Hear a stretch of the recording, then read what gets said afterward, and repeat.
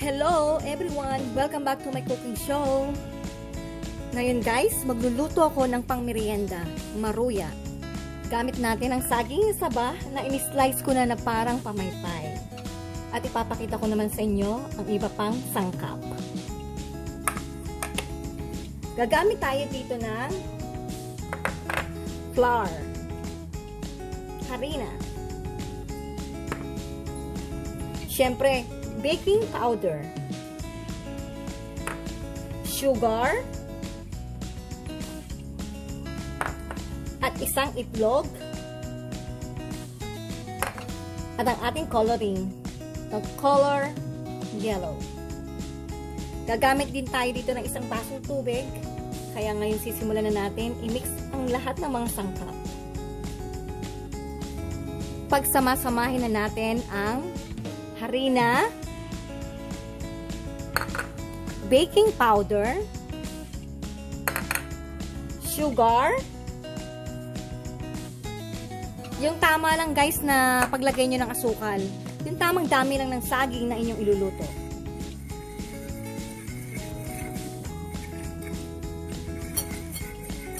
Ilagay natin ang food coloring na color yellow.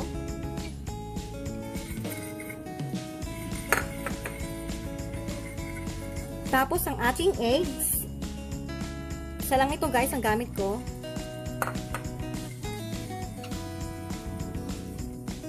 Ngayon ang ating tubig. Kailangan hindi siya masyadong malapot. Yung katamtaman lang. Hindi rin masyadong malabnaw.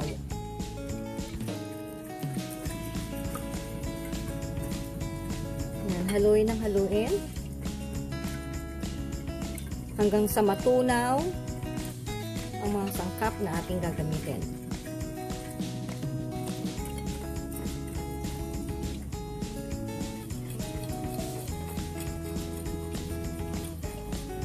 Tapos, ilagay natin ang saging dito sa ating harina.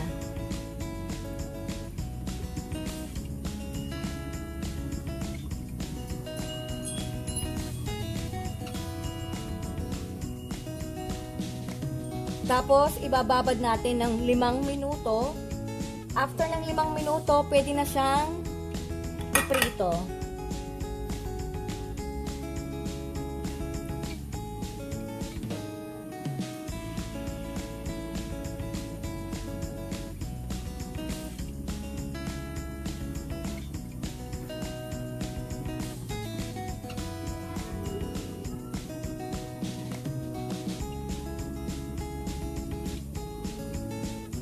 Ngayon, pwede na natin siyang iprito.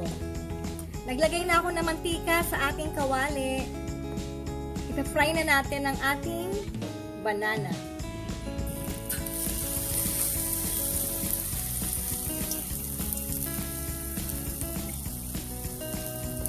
Kailangan po mahina lang yung ating apoy para hindi bigla ang pagkakaluto sa ating maruya.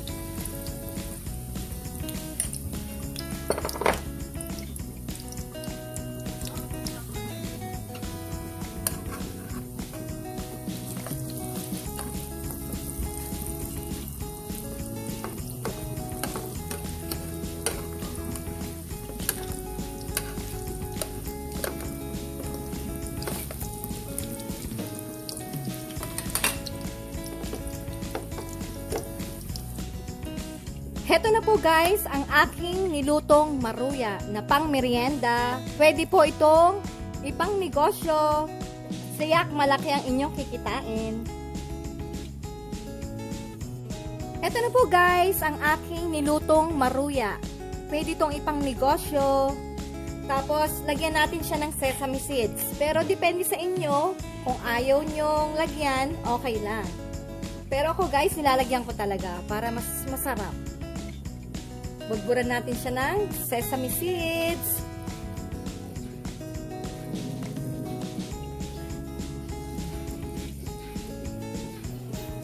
Thank you po ulit guys sa mga subscribers ko. Sa mga hindi pa po nagsusubscribe, please hit the button.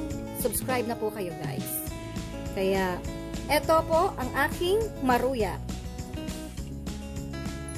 Hanggang sa susunod po muli ng aking cooking show. Bye guys!